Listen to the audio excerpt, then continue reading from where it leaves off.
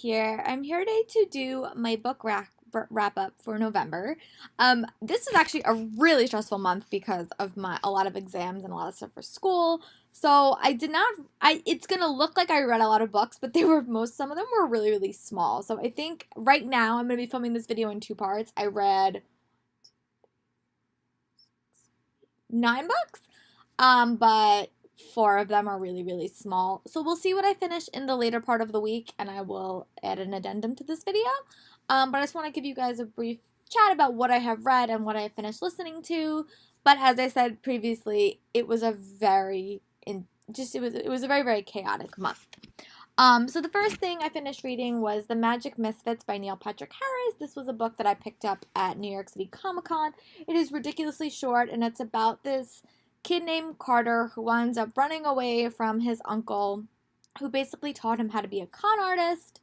And he winds up encountering these bunch of kids who actually, one of them is like a magician, and they have a lot of fun with it. It's a really fun, cute book. I think I read it in like a day. It was just adorable. Neil Patrick Harris,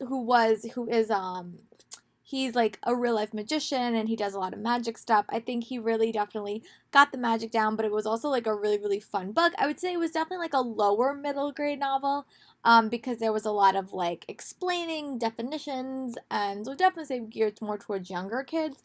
But there were also elements where like he like teaches the kids how to do magic tricks themselves, which I thought was really fun. And this will definitely be a series, but I really recommend it. I gave it like 4 stars. It was super cute, and I will definitely be checking out the audiobook because Neil Patrick Harris reads it himself.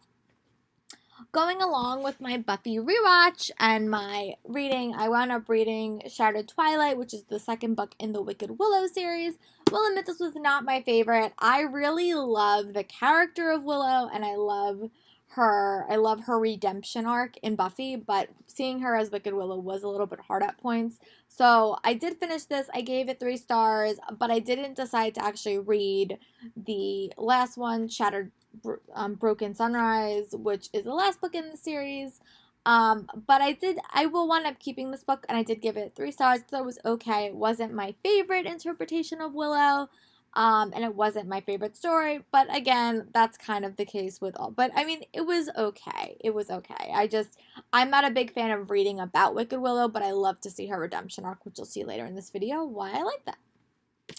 The next book I wound up picking up was The Heartbreak Messenger by Alexandra Vance.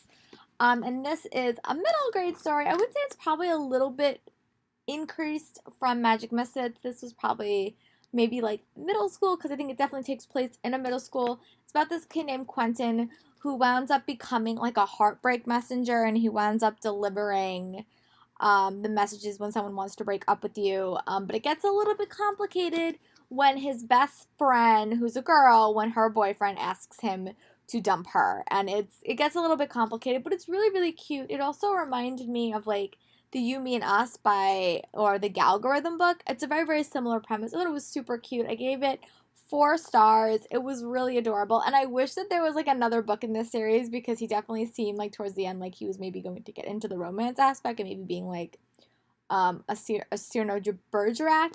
But it was really cute, and I gave it 4 stars, or I think I gave it like 3.5 stars.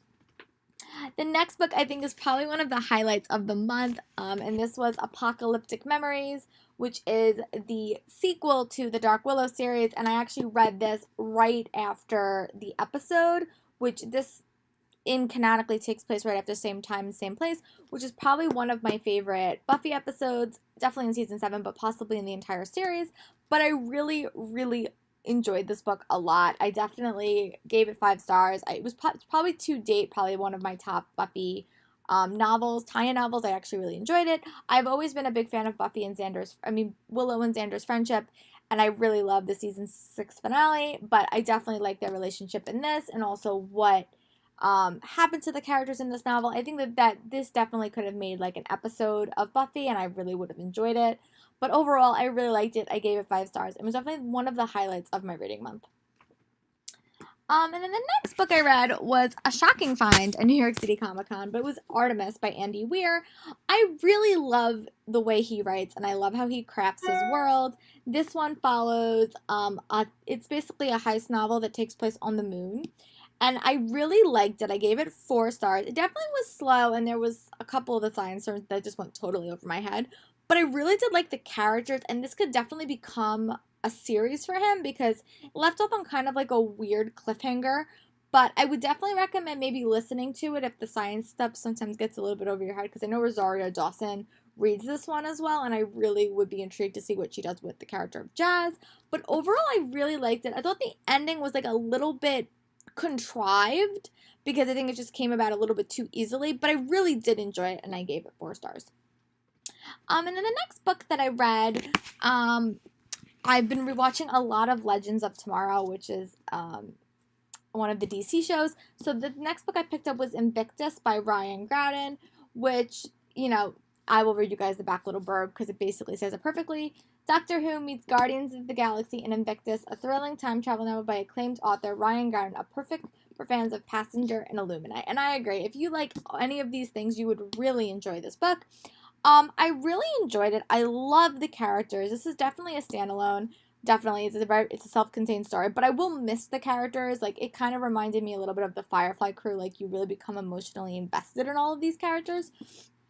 And I wanted more heist elements. There was 1 or 2 heists in this story. I just wanted a little bit more out of it because that stuff is so fascinating to me.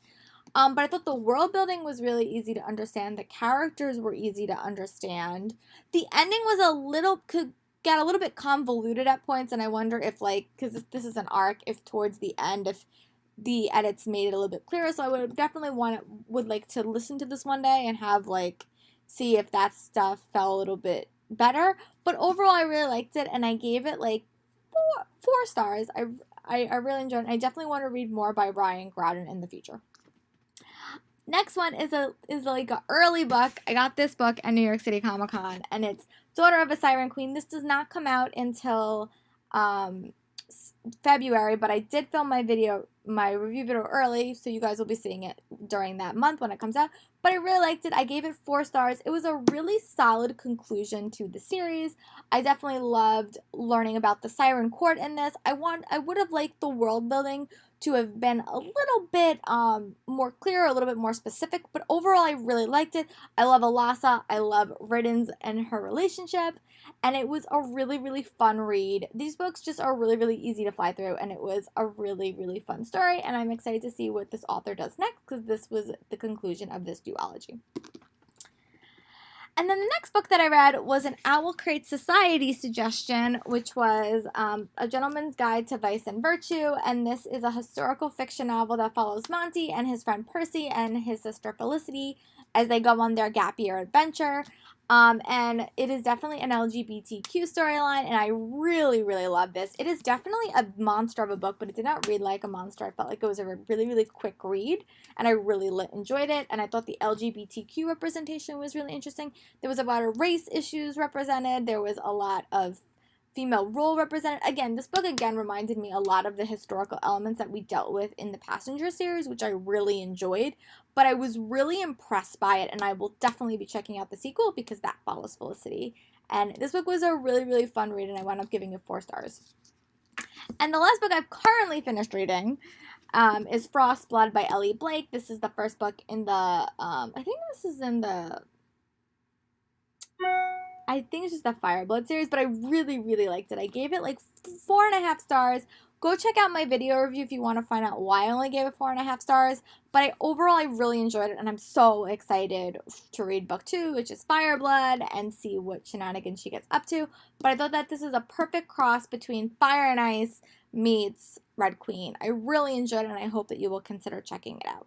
Sorry for the change of location and also for the change of my sweatshirt, but I am doing this video at the last day of November because I was able to finish 2 books, and I wanted to give you guys my thoughts about that and what I have finished listening to. So what I finished listening to was the Remade podcast, Season 1. Remade is a Serial Box production, which is I think you get 2 episodes a week, and I wound up listening to the podcast where they remastered it, put in a lot of cool sounds. The best way I just can describe it is it's Lost meets Maze Runner. I really enjoyed it. Season 2 just launched So I would highly recommend that you check it out. I'm definitely going to check it out after I'm fully finished with school. So that is what I finished listening to and why I'm so behind on my audiobooks. And then I started listening to Hammer of Thor by Rick Riordan because I really do want to read Ship of the Dead. I may not get to it next month, but I definitely want to read it early in 2018. And now let me talk about the last two books that I finished. The last book that I finished earlier this week was Rosemark by Olivia Blackburn. I actually really enjoyed this book. I gave this book 4.5 stars. I thought it was so good, and I got this at BookCon, and it was one of my most highly anticipated books that I got from there, and I was really, really happy with it. The end of this summary, I think, ties this book up perfectly. This is a smart sweeping fantasy with a political edge and a slow burn romance that will capture fans of the Lumiere Chronicles and An Ember in the Ashes. And I totally agree. If you like either of those books, I really think that you would like this book. It's basically about this society where there is a plague that is capturing them and killing them. And you follow two characters, Ziva and DNS. And Ziva is a healer who unexpectedly winds up getting this plague. And when you get the plague, you die, you become Rosemark, which means you have these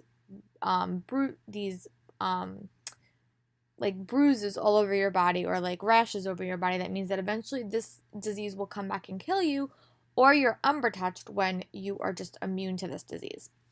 And Ziva, the lead who's a healer, winds up becoming Rosemarked, and Dennis is a person who winds up being umber touched, and you kind of follow them on this adventure. It was a really, really fast-paced story. I really, really love the stuff that they did with Ziva and Dennis. I thought it was really, really well done.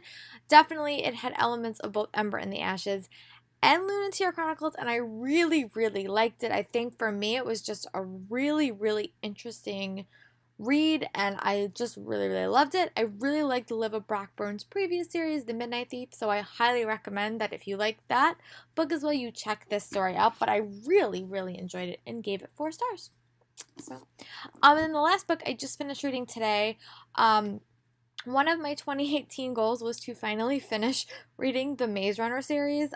So I wanted to reread the actual series and then read for the first time all the prequels, and I was determined to finish this book before 2017 was over, and I finally finished The Fever Code by James Dashner. I simply adored this book.